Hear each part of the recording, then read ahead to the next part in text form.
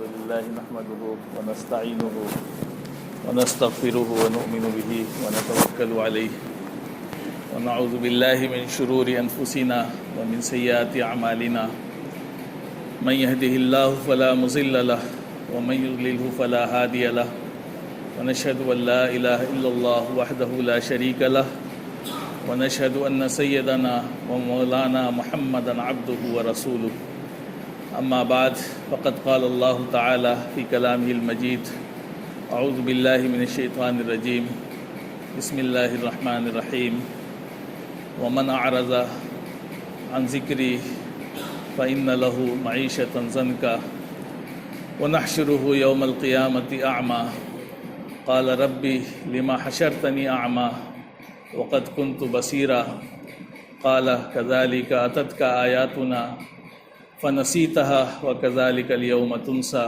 صدق الله العظيم وقال نبينا محمد صلى الله عليه وسلم من جعل الهموم هما واحدا هم آخرته كفاه الله هم دنياه او كما قال علیہ الصلاۃ والسلام۔ محترم حضرات، پچھلے ہفتے آپ سے اس سلسلے میں بات چل رہی تھی کہ انسان کو جو ہے زندگی میں سکون، اطمینان اور چین کیسے حاصل ہو سکتا ہے، اور اس کے بارے میں آپ کے سامنے بتایا گیا تھا کہ اگر بندہ زندگی میں سکون چاہتا ہے، چین چاہتا ہے، حقیقی معنوں میں اگر وہ امن چاہتا ہے تو اس کے لیے اس کو اللہ کے قریب آنا پڑے گا، اللہ کی رضا والے کاموں کو کرنا پڑے گا، دین پر چلنا پڑے گا، دین کو اپنی زندگی میں داخل کرنا پڑے گا۔ یہی چیزیں ہیں جس سے انسان کو اس دنیا میں سکون حاصل ہو سکتا ہے، ورنہ جو دنیا کے اسباب ہیں، دنیا کی چیزیں ہیں، دنیا کی مال و دولت ہے، ان سے جسمانی راحت حاصل ہو سکتی ہے، لیکن انسان کو حقیقی چین اور سکون حاصل نہیں ہو سکتا ہے۔ اور جو سکون ہے وہ ایک الگ کیفیت کا نام ہے۔ انسان کو راحت تو مل جاتی ہے بہت سے اسباب اختیار کر کے اور بہت سی چیزوں کو استعمال کر کے اس کو وقتی طور پر راحت محسوس ہوتی ہے، لیکن جو دل کے اندر کا سکون ہوتا ہے وہ کیفیت تو صرف اور صرف دین میں ہی آ کر کے حاصل ہو سکتی ہے۔ بے دینی میں کبھی سکون حاصل نہیں ہو سکتا ہے۔ انسان دنیا میں جتنا ترقی کر جائے، جتنا آگے بڑھ جائے، جتنے وسائل اسے حاصل ہو جائیں، لیکن آخری وقت تک، مرتے دم تک اسے سکون، جسے سکون کہتے ہیں، وہ نہیں حاصل ہو سکتا۔ وہ کہیں نہ کہیں سے بے چین ہوگا، پریشان ہوگا، اور اس پریشانی کے سبب وہ کرتا کیا ہے؟ انسان جو ہے سکون کی تلاش میں کدھر جاتا ہے؟ تو اسی پہ آپ سے بات کرنی ہے کہ ایک طرف سکون ہے تو دوسری طرف بے چینی ہے، اس کے اسباب کیا ہوتے ہیں؟ یہ بے چینی، ڈپریشن اور یہ جو طرح طرح کی چیزیں ہوتی ہیں انسان کو، یہ کیوں پیدا ہوتی ہیں؟ اس کے اسباب کیا ہیں؟ تو ان کے اسباب میں ایک تو سب سے بڑا سبب یہ ہے کہ ایمان نہ ہو بندے کے پاس۔ اگر ایمان نہیں ہے تو دنیا کی ساری دولت اسے مل جائے، کبھی سکون اسے حاصل نہیں ہو۔ وہ بس ایک کہہ لیجئے بے چینی کی کیفیت میں ہی اس دنیا سے جائے گا۔ ایمان سب سے بڑی دولت ہے، اور اس کے بعد نمبر آتا ہے جو اسباب ہیں انسان کی پریشانی کے، انسان کے غم کے اور انسان کے دل کے سکون کو چھین لینے کے۔ ان میں سے سب سے بڑا سبب گناہ ہے۔ گناہ ایسا عمل ہے کہ جب بندہ گناہ کرتا ہے تو یہ گناہ جو ہے اپنے اثرات رکھتے ہیں، گناہ کا ایفیکٹ ہوتا ہے، اس کے رزلٹ ہوتے ہیں۔ ایسا نہیں کہ انسان گناہ کرے اور کچھ نہ ہو، ایسا نہیں۔ دنیا میں کوئی بھی کام کریں گے اس کا اثر ضرور ہوگا۔ ہاں، یہ ہوتا ہے کہ دکھائی نہیں دیتا ہے، ہمیں لگتا ہے کہ گناہ تو کیا ہم نے، اس کا کچھ اثر نہیں ہوا، لیکن ہوتا ہے، اس کا اثر ہوتا ہے۔ علماء نے لکھا اور قرآن حدیث سے یہ بات معلوم ہوتی ہے کہ گناہ بندہ کرتا ہے تو اس کا اثر ہوتا ہے۔ اور سب سے بڑی بات تو حدیث میں اللہ کے وسلم نے فرمائی کہ جب بندہ گناہ کرتا ہے تو اس کے دل میں جو ہے ایک سیاہ نقطہ پڑتا ہے، دل کے اندر ایک چھوٹا سا دھبا پڑ جاتا ہے، کالا سیاہ۔ اب ظاہر سی بات ہے وہ بندہ گناہ کرتا ہے پھر توبہ نہیں کرتا، پھر گناہ کرتا ہے تو ایک اور پڑ جاتا ہے، پھر گناہ کرتا ہے، پھر ایک اور پڑ جاتا ہے، اور بندہ دن بھر گناہ کرتا ہے، رات بھر گناہ کرتا ہے، روزانہ گناہ کرتا ہے، تو اب تو اس کا دل ہی سیاہ ہو جاتا ہے، دل کالا ہو جاتا ہے، اور جب دل کالا ہو جاتا ہے تو معاملہ بڑا مشکل ہو جاتا ہے۔ تو اس کا اثر پڑ رہا ہے، زندگی میں پڑ رہا ہے، اعمال پہ پڑ رہا ہے، گھر پہ پڑ رہا ہے، کہ انسان جو ہے گناہوں کی وجہ سے اس کو اندر سے ایک پریشانی ہوتی ہے، ایک بے چینی ہوتی ہے، لیکن وہ محسوس نہیں کر پاتا ہے۔ وہ یہ سمجھتا ہے کہ یہ کام کر لیں تو ہو سکتا ہے کہ ہمیں سکون مل جائے۔ اس کا نتیجہ یہ ہوتا ہے کہ بندہ گناہ پر گناہ کرتا رہتا ہے، ایک گناہ کرتا ہے تو اس کو سکون نہیں ملتا، تو پھر دوسرا گناہ کرتا ہے، پھر اس سکون کو حاصل کرنے کے لیے تیسرا گناہ کرتا ہے، یعنی گناہ پر گناہ کرتا رہتا ہے۔ آپ دیکھیں جو لوگ عادی ہو جاتے ہیں کسی بھی چیز کے، کوئی شراب کا عادی ہو گیا تو وہ شراب پیتا ہے تو اس کو تھوڑا مزہ آتا ہے، لیکن پھر اس کو چین نہیں ملتا ہے، پھر پیتا ہے، پھر پینے کے بعد پھر چین نہیں ملتا اور پیتا ہے، پیتے پیتے پیتے اس کو چین نہیں ملتا ہے، لیکن اس دنیا سے چلا جاتا ہے وہ، اور اس کو لگتا ہے کہ ایسا کرنے سے مزہ آ جائے گا۔ یہی حال تمام گناہوں کا ہے کہ بندہ جب گناہ کرتا ہے تو وقتی طور پر اس کو بڑا مزہ آتا ہے۔ اس نے زناکاری کی، اس نے جھوٹ بولا، اس نے حرام مال کمایا، اس کو لگا کہ بڑا مزہ آیا، لیکن یہ مزہ ہے کیسا؟ یہ وقتی مزہ ہے، دل کے اندر کی اس کی کیفیت جو ہے وہ سکون میں نہیں ہے، پریشان۔ آپ دیکھ لیں دنیا کے لوگوں کا، آپ تجربہ کریں، دیکھیں کہ انسان کہاں سے کہاں پہنچ گیا، لیکن کیا اسے سکون ملا؟ سکون نہیں ملا، اسے پریشان ہے وہ۔ مان لیجئے ایک بندہ بہت کمزور تھا، چائے بیچتا تھا، چائے بیچتے بیچتے کہہ لیجئے وزیر اعظم بن گیا، اس کو سکون مل گیا، ابھی وہ سکون میں نہیں ہے، پریشان ہے کہ کہیں اب ایک دو سال کے بعد پھر الیکشن آئے گا، پتہ نہیں ہاریں گے جیتیں گے، پریشان ہے وہ، بے چین ہے، ایسے کر لیں تو شاید یہ ہو جائے، ویسے کر لیں تو یہ ہو جائے، ایسے کر لیں تو ہو جائے، وہ چین میں نہیں ہے، پریشان ہے وہ، سکون نہیں ہے اس کو۔ ہاں بس راحت مل رہی ہے کہ اچھی گاڑیوں میں ہے، اچھے کپڑوں میں ہے، اچھے گھر میں ہے، اچھے مکان میں ہے، یہ جسمانی راحتیں تو اسے حاصل ہو رہی ہیں، لیکن جو دل کا سکون ہوتا ہے وہ اسے حاصل نہیں ہے، پریشان ہے، اتنا ملنے کے بعد بھی وہ بے چین ہے، اور ایک وقت ایسا آئے گا کہ جب کرسی چھینے گی تو وہ گھٹ گھٹ کے مرے گا، پریشان ہوگا کہ کیوں کرسی ہماری چلی گئی، اس کرسی کو لینے کے لیے اور طرح طرح کے اعمال کرے گا، چین نہیں ملے گا اسے۔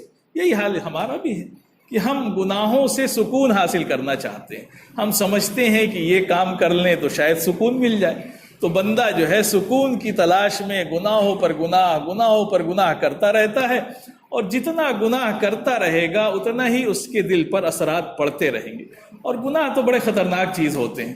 علماء نے لکھا کہ گناہ کا اثر صرف بندے کی زندگی پر نہیں پڑتا ہے، پورے معاشرے پر اس کا اثر پڑتا ہے، انسانوں سے لے کر کے، زمین سے لے کر کے، جانوروں سے لے کر کے درخت تک، ہر چیز پر گناہوں کا اثر پڑتا ہے۔ کہ جب بندہ گناہ کرتا ہے تو اس کے نتیجے میں یہ نہیں کہ وہ اپنا نقصان کر رہا ہے، بلکہ جب پورا معاشرہ جو ہے گناہ کرے گا تو اس کے اثرات بھی بڑے عام ہوں گے، اللہ تعالیٰ بارشیں روک دے گا، یہ بھی گناہ کے اثرات، اور بارش برسا دے گا تو اتنی برسا دے گا کہ لوگ بارش سے پریشان ہو جائیں گے، تو یہ بھی گناہوں کے اثرات۔ اللہ تعالیٰ کبھی سوکھا لا کر کے، کبھی بارش زیادہ برسا کر کے، کبھی طرح طرح کی چیزوں سے جو ہے بندوں کو دکھاتا ہے کہ یہ تمہارے اعمال کے اثرات ہیں، یہ تمہارے گناہوں کے اثرات ہیں، ان کو کم کرو، سمجھو۔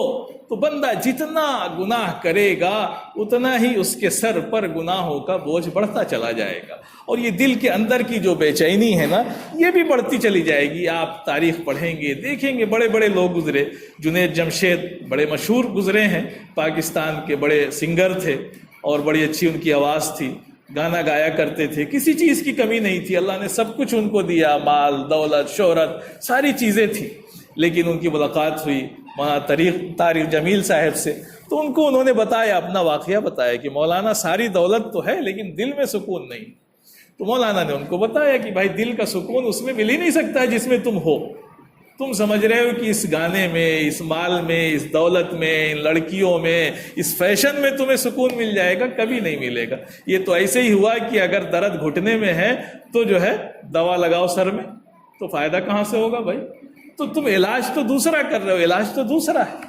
تو ظاہر سی بات ہے ان کو بات سمجھ میں آئی، اور جب وہ اللہ کے راستے میں آ گئے، اللہ کے قریب آ گئے تو سکون مل گیا۔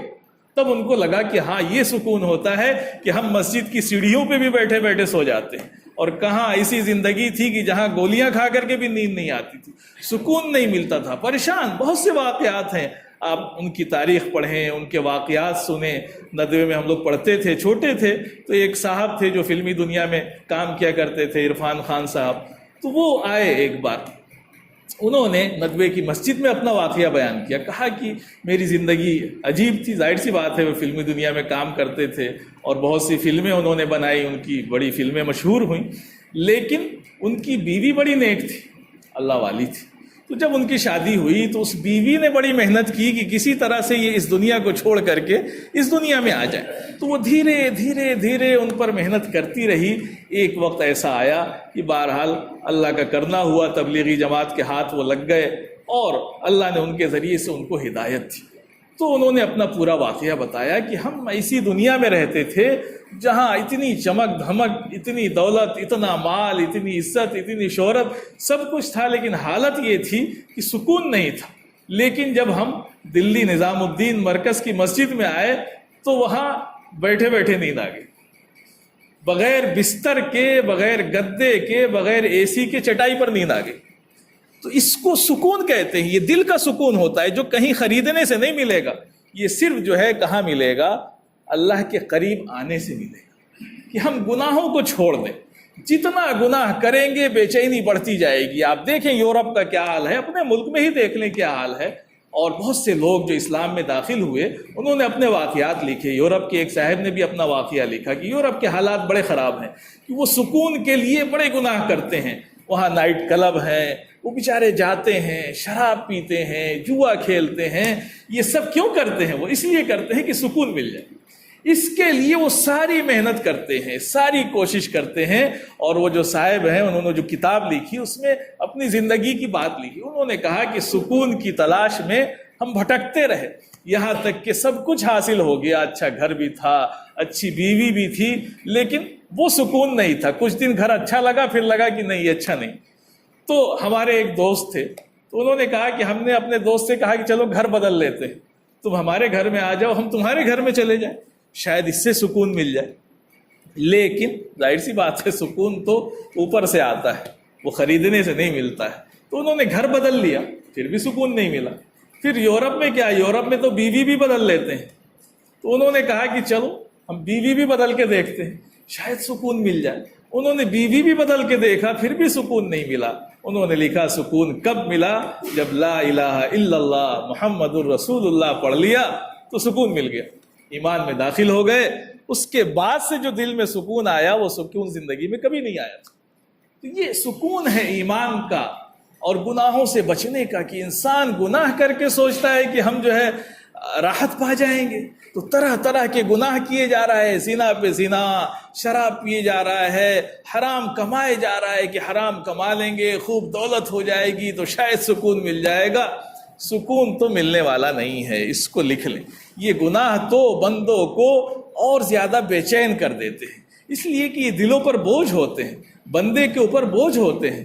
ہاں دل جب سیاہ ہو جاتا ہے تو پھر بندہ جو ہے وہ ایسا ہو جاتا ہے جیسا کہ اب اس کے پاس کچھ ہے ہی نہیں، تو پھر اس کو گناہوں میں مزہ بھی آنے لگتا ہے۔ جب دل ہی سیاہ ہو جائے گا اور دل پر اللہ کی طرف سے مہر لگ جائے گی تو اللہ بھی بندوں کو تنبیہ کرتا ہے۔ شروع میں وہ گناہ کرتا ہے، اس کو چھوٹی چھوٹی سزائیں دیتا ہے، اس کو اپنی طرف لانے کی کوشش کرتا ہے، لیکن جب بندہ کسی طرح بھی اللہ کی طرف آنے کو تیار نہیں ہوتا ہے تو اللہ بھی رسی ڈھیلی کر دیتا ہے، اب اس کو چھوڑ دیتا ہے، کہتا ہے کہ جاؤ اور کس وادی میں ہلاک ہو جاؤ، مجھے تمہاری کوئی پرواہ نہیں۔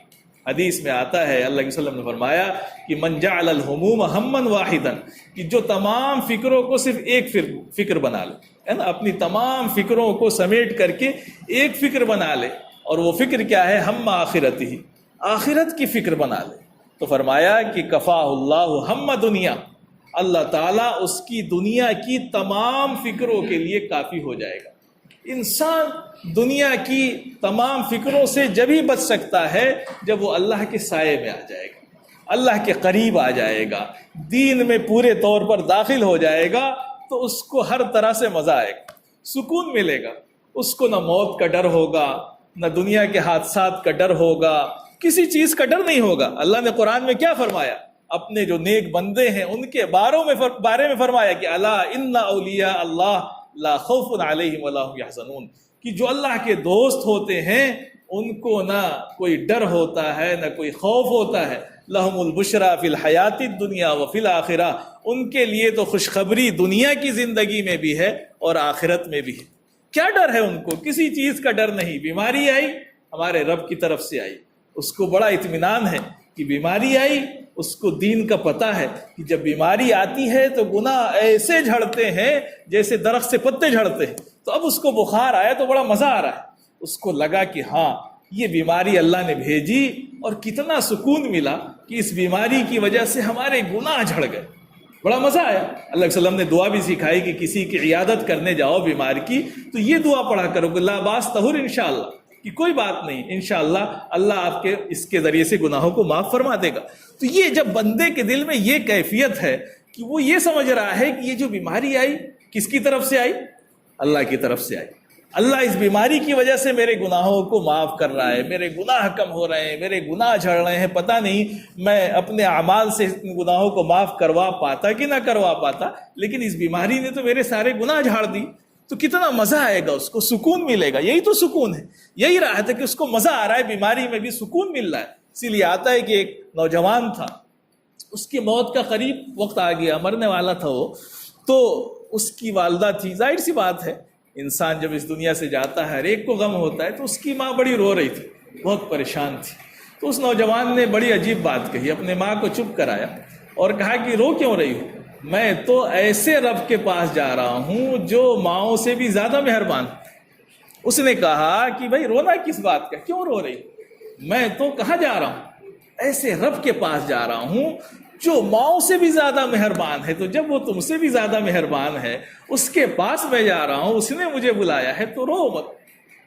تو اس کے دل میں یقین تھا آخرت کا، اللہ پر ایمان تھا، تو وہ نوجوان موت سے نہیں ڈرتا تھا۔ ہمیں موت سے کیوں ڈر لگتا ہے کہ ہم گناہ گار ہیں، ہم نے گناہ اتنے کیے ہیں کہ ہم اپنے گناہوں کی وجہ سے مرنا نہیں چاہتے، اور موت اگر قریب آتی ہے تو ہم گھبرا جاتے ہیں، پریشان ہو جاتے ہیں۔ لیکن اللہ والوں کو کیا ڈر ہے؟ انہیں تو پتہ ہے کہ موت تو اپنے وقت پر آئے گی، اور موت آئے گی تو اس سے اچھی دنیا میں ہم چلے جائیں گے، وہاں تو جنت ہے، نعمتیں ہی نعمتیں ہیں۔ تو میرے بھائیوں، ہم اگر چین چاہتے ہیں، سکون چاہتے ہیں، زندگی میں امن چاہتے ہیں، اور یہ چاہتے ہیں کہ ہم سکون سے رہیں، تو ہمیں اللہ کے قریب آنا پڑے گا۔ یہ بیماریاں، یہ پریشانیاں، یہ حادثات ہمیں پریشان نہیں کریں گے۔ ایک چھوٹا بچہ ہوتا ہے، چھوٹے بچے کو آپ نے دیکھا کہ جب اس کی ماں غصے میں اس کو مارتی بھی ہے، ڈھکیل بھی دیتی ہے، اس کو دھتکار بھی دیتی ہے، کہتی ہے ہم تم سے بات نہیں کریں گے، لیکن وہ بچہ، اس کو اپنی ماں پر اتنا یقین ہوتا ہے کہ سب کرنے کے بعد بھی وہ اسی کے پاس جاتا ہے، اپنی ماں کو نہیں چھوڑتا ہے۔ وہ چاہے اس کی ماں کچھ بھی کر لے، مار لے، پیٹ لے، اس کو بھگا دے، ڈھکیل دے غصے میں، لیکن وہ گھوم پھر کر کے کہاں جائے گا؟ اپنی ماں کے پاس ہی جائے گا۔